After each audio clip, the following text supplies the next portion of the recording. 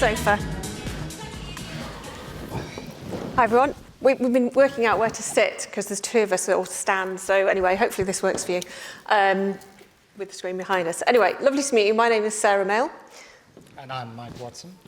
And today we're here to talk to you about a campaign that we're particularly proud of, really revolving around homelessness. But first of all, we'd like to do a little bit of a journey about what we're doing, how we got there, and what we're going to do next.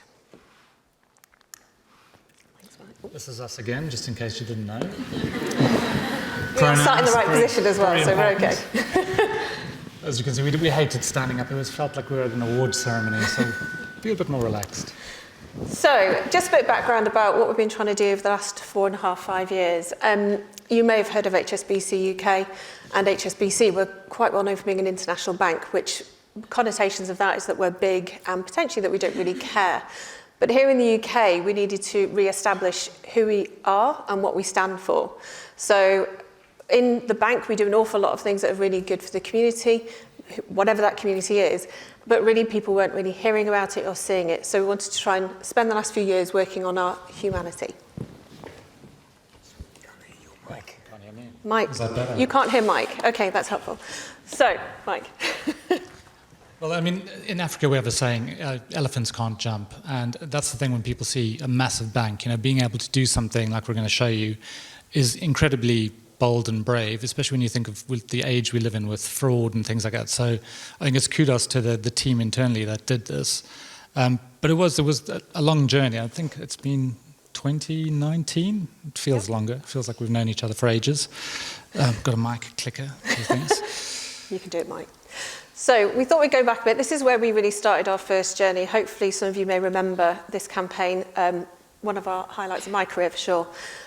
We started off with We're Not an Island, which really was a campaign around our values of what we stood for. It was about being open and connected to the world. And apparently at the time it was something that was quite controversial. Not that I'm going to talk about that. Not the B word anyway, Mike. Okay. Yeah, can't say that. But if you think about back in, it was 2017, 2018, there was only one conversation that was dominating the UK, and everything else was just, null and void.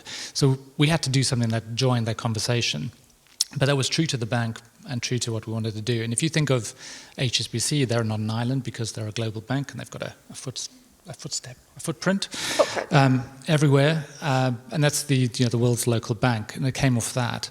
But it was also true to the UK. People say the UK is not an island, we're surrounded by water, we're an archipelago. If you study geography, it's many islands coming together. So it was really an interesting time, but it was more about talking about isolationism, and I think that's the thing we really wanted to counter, whether that was from companies being separated from trade, to communities, and then all the way down to individuals.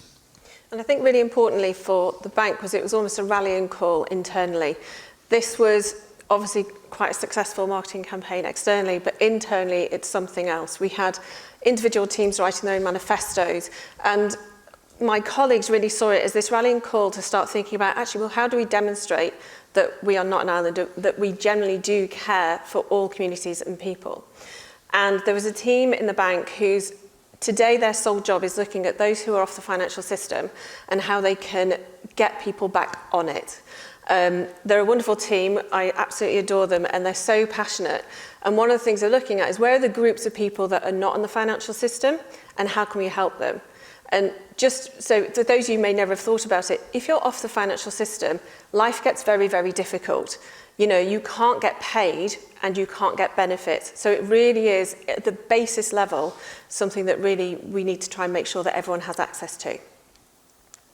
So one of the big problems, and we are not homelessness experts, but we do work with people who are, and the lovely shelter and some of our other partners are absolutely brilliant. But we've talked to them for a long time about homelessness in the UK. And stepping back a little bit in time, we could see the trend of this growing and growing. And this isn't necessarily everyone that you see in the streets. There's also the problem of the hidden homeless. So if you think about the sofa surfers, as Mike would normally say, much cooler sounding than it actually is. And statistically, there'll be someone in this room who could be a sofa surfer or who has somebody who is surfing on their sofa at home. That person is homeless. So huge issue and continuously growing. I mean, if you think of just where we're heading with the cost of living crisis, this is just going to escalate. And with COVID, I think it was like another 70,000 people were at risk of becoming homeless. What was the stat with? I think Shelter told me a couple of weeks ago that 1 in 3 working people today is one paycheck away from being homeless. That's today, and obviously with the crisis that's coming our way, this could become a very, very, even bigger issue, and it's already a big issue in the UK. So, we looked at what our teams were doing, and we did some insight into the UK as an audience and what they felt about homelessness.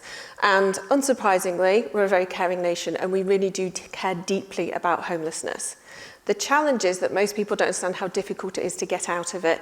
And there are lots of myths and assumptions about people who are homeless. For example, they're all addicts or alcoholics, or they've chosen to be that way.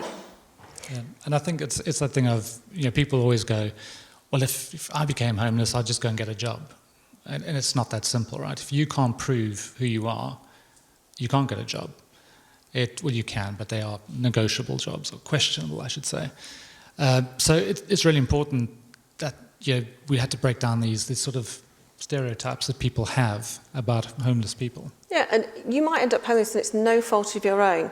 We know during COVID a lot of younger people who may have come out to their parents were suddenly being made homeless because their family situation suddenly became unbearable.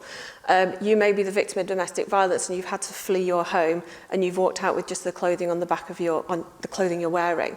So it may not be something that was, it might be unavoidable to you. You may also be a refugee and you've just come to this country. But all we do know is if you get on the financial system, life does become much easier and that's better for everybody. So, where's the challenge? One of Mike's pictures. The financial system is just not built for this. It's a very traditional system. We have credit checks, we have address checks, we need to know who you are. So if you suddenly are missing lots of this important documentation, or you don't have a roof over your head, or it's somebody else's roof, this becomes really, really tricky. So as I say, it's not built for this. So, I hope that's okay. I hope you're okay over there. Computer says no. Don't drop the mic. So our teams in turn had to sort of hack the system. And that's essentially what they've done. They've found a way to get around it to really help individuals. So basically, the charity becomes the address from people who are known to them. Yeah. And it's as simple as that, just hacking that system where there's documentation and it says if you don't have an address, you can't get a bank account. And just working with the charities to provide that was the solution. And this is something that came out of HSBC. It wasn't an advertising idea. So I think that's the strength of it. It was something that came out of the bank. And it was a trial in Liverpool. Yeah, so one of our branch managers, she was going to work every day and she was seeing the increasing number of homeless people and just wanted to do something about it. And she just started this whole process of how do we fix this for these individuals. So we have loads of people in the bank. We're very, very lucky that just see a problem and want to go and fix it. And this is exactly where this started. So we worked with Shelter and they gave us, this was their raw data, or data, depending where you're from. 1 in 33 people living in Hackney is homeless, and this was 2019. So I imagine that's gone up. But that statistically, if you look around the room, that's a few of us. And it's just it was like a micro sort of campaign that we did just to trial it out. And it was using the media and being really targeted to where it is hyperlocation, they called it, a technical term. But we just showed people exactly how big the problem was. It was on your doorstep. And we got banned from putting some of these out. We seem to get in trouble for some of our campaigns, and I didn't think it would be this one. But yeah, we weren't allowed to run this in certain media simply because of the timing of it was seen as a bit too political, which I didn't think this was. It was a mayoral election, so we couldn't do that. But statistically, it was very shocking and definitely something we wanted to do more of. And the important thing about this campaign is, again, it motivated our internal employees to go, I want to do this and I want to help as well. And it was the start of a journey of us rolling this out across our network, really. And then during lockdown, it was a tough time for advertising, or for all of us, to be honest. But it was really tough for people on the street. So what we did is a campaign that we looked at the footfall data of areas where people were walking. And we created these bus shelters. And this campaign was to highlight the difference between rough sleepers and sofa surfers. and just to educate the audience as well. And one of the things we did, and we just did this as a trial, just put a little QR code on there. So if you were walking past, and we said, if you can spare some money, think about somebody else. And it was 1 in 5, I think, people who engaged with this poster became long-term donors. So it was kind of worth just throwing that out there. Yeah, I think it's really important that test and learn, but it was a huge benefit to Shelter, particularly at that time when charities were really, really struggling. So it was a test and it worked brilliantly. And creatively, Mike won't say this, it's absolutely brilliant. That is not a real person lying down. It's one of your creative team, actually, because it was COVID, we had to think fast, but it's brilliant. And then this has been going on for 4 years. We've slowly been building this up. So from a trial, and one of the things with trials, especially in our big financial institutions, it's really easy to kill those things. So we've just been proving that it works. And once something works, people get invested in it. And this next campaign we're going to show you, and we'll get on topic with radio in a second, we've used TV, we've used out of home just to get the message out there. So I'll play you a little bit.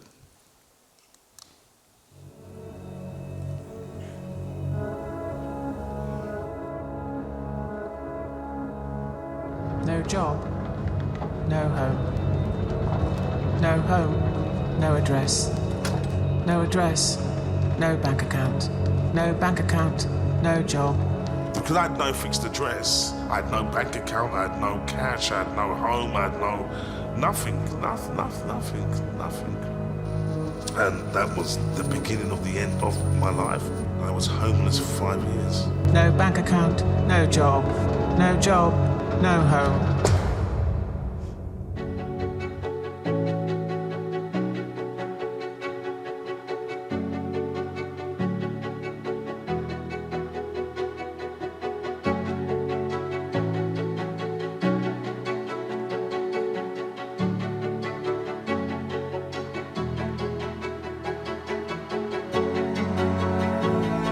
We're working with charities like Shelter to provide a bank account for people who are homeless. Search HSBC UK No Fixed Address.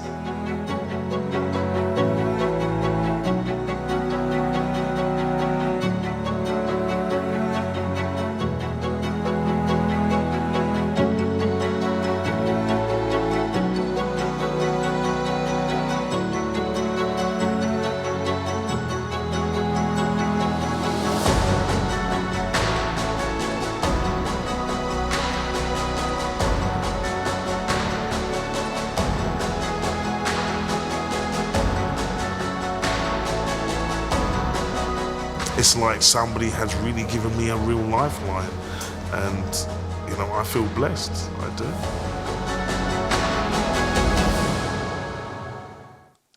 We better get back on topic. So why use radio for a homeless campaign? So as you said, most people go, well, they're on the street, so they wouldn't have a radio, right? But it's a broader audience, and as I said, most of those people are sofa surfing. But it's also for the people who can help, being in that position of listening and going, oh, I know somebody, or I can do something about that. But more importantly, it reaches 9 in 10 adults. So the reach of radio is phenomenal. And the thing I love about radio is it's theatre of the mind, right? You don't have the pictures of the spinning stage. So how do you do that? How do you get somebody to think about that? And what we did is we used the sound, if you were listening with headphones, to rotate the voices around you and just broke those levels out. And it made you feel something, I think, which is great. And I know it was working because my friends' kids came up to me going, no home, no address, no bank account. So it's an earworm and it gets with you. But also radio is incredibly personal. I'm a Magic FM fan and an absolute 80s fan, and I rickroll myself often. But it is one of those things where you listen, and it was great to see Ronan and Harriet down. I've never met them, but I feel like I know them because I listen to them every morning. So don't know, what do you listen to? It's huge for me. I do also listen to radio a lot. My team find it drives them mad a little bit, actually, but I love it because I think it's so personal and it really brings some key messages really into your heart and you really absorb them, I think, a lot more. So I think radio for this campaign was really important to us to really make it work. And I think it was, as it did go round and round, it was quite something. And then it's anywhere, anytime. So this ties back to that reaching 9 in 10. I think the technical stat is 88%, but 9 in 10 is good enough. But you could be in a car, you could be anywhere. But we're also going to look at it for our next campaign. So this is tied to the same thing, the no fixed address. And this is about financial abuse and the reason people can't leave. You know, again, it's breaking down those sort of preconceptions of like, I'll just walk away. But if you think that, you know, financial abuse occurs in 95% of domestic abuse situations, it's not easy for somebody just to get up and walk away. It's the fact why people come back up to 7 times. So we're going to use that to educate people just about the signs to look out for, so you know you're in that situation. And I think bringing it back to the homelessness campaign, most women who are homeless have been victims of domestic abuse, and there'll be many men in that as well. So it's hugely important to us. It all comes back to the same amazing team who've been working on how we get those people back onto the financial system. And I know I'm looking forward to the next radio ad that brings this to life. Cool. Thank you. Thank you.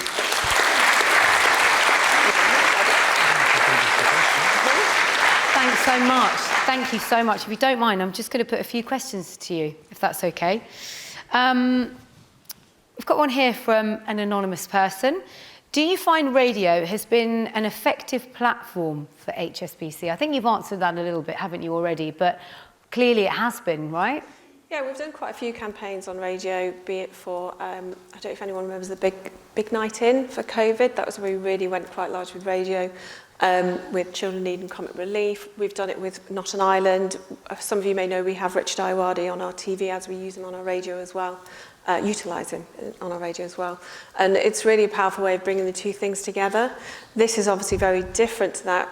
Richard and homelessness doesn't really go, but it's another way that we're bringing our brand to life and just really landing some really important messages. Thank you. One here. This is a huge departure from being the world's local bank, which was aimed at high wealth and business clients. Is this community-based marketing the future? I see it as part of a story, and I think we still are that international bank. We're still very proud to be that international bank, but we are very much a UK bank as well. So it's just bringing different parts of our narrative to life. So it's just bringing the two things together, I think, just in a very nice way. Yeah, I think it's the DNA of HSBC has always been seen as this global bank. So, you know, we stand for global citizens, people who want to be connected to the world, and that's just what we're reflecting. So whether it's an individual or a company, it's more the mindset that comes through. Yeah, thank you. And I'm not sure if you'll know this figure off by heart, you may do. How many non-address bank accounts have you set up since the launch? Do you know? I do know that figure. So for the homelessness specifically, we're on about 5,000. It's a very difficult process. Wow. And that's just, once we get them in, it's a lot quicker. We've also, will soon be hitting quite a substantial number of accounts for refugees, actually. Amazing. So that process, it just keeps growing because we can do it for quite a few. So we'll be in around the 15,000 mark. Absolutely incredible. And I think it's, when you think about, we started with shelter, and I think the figure was 205 new charities, has gone up to about 250. So those are people who can vouch for, people who are homeless. Such important work. Thank you so much. Thank you, Sarah. Thank you, Mike. Honestly. Thank you very much.